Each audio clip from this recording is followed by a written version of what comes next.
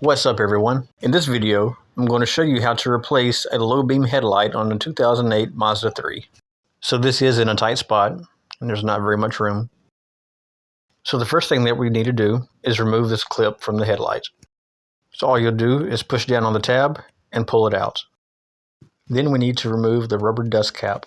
So we'll just grab it and pull it off. It comes off easy. Now this part is difficult to see and I'm trying my best to give you the best view possible.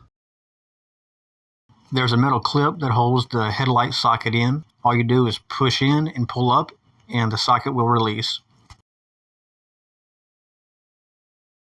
And then you can pull it out. The headlight bulb runs about $12 and they can be picked up at any auto parts store. I'll put a link in the description as well.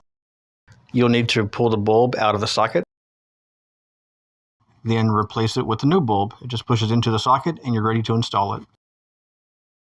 Same process, just in reverse. We'll put in our bulb and then we'll clip it in. And then it's time to install the dust cap. And that just pushes on nice and easy. Then we'll reattach the clip to the socket and that's it. If you found this video helpful, hit the thumbs up button and subscribe.